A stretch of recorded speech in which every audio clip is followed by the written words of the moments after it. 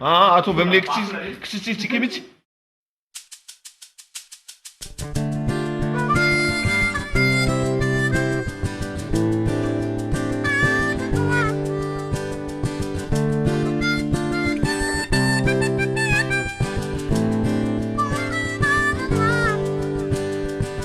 Maro ireo tantaram-pitiavana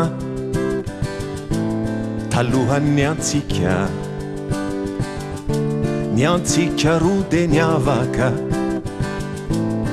vao nifankahita orikala ratsy tia, orikala ratsy tia, ohatrany malahelo anao za, ohatrany malahelo anao za, orikala ratsy tia, orikala ratsy tia, ohatrany malahelo anao za, ohatrany malahelo anao za.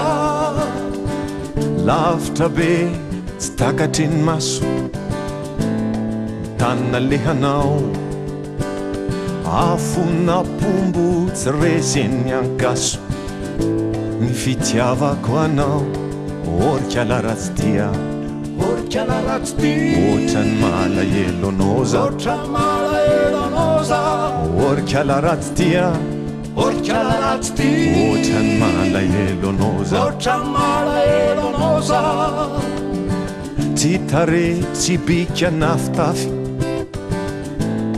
no nambaboahy, ny fahatsoranao tsodrano mifafy no raisiko ahy orikala ratsy tia, orikala ratsy tia, ohatrany malahelo anao za, ohatrany malahelo anao za, orikala ratsy tia, orikala ratsy tia, ohatrany malahelo anao za, ohatrany malahelo anao za.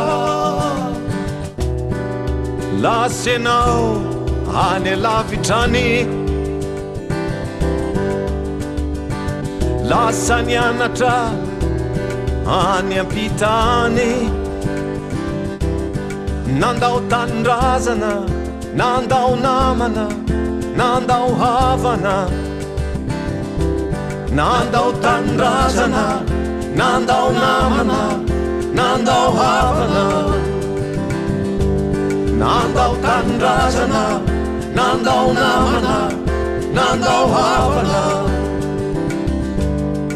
Orikala ratsy tia, orikala ratsy tia, rarenao ho tafitsa, rarenao ho tafitsa, orikala ratsy tia, orikala ratsy tia, rarenao ho tafitsa, rarenao ho tafitsa, orikala ratsy tia, orikala ratsy tia, rarenao ho tafitsa, rarenao ho tafitsa, orikala ratsy tia.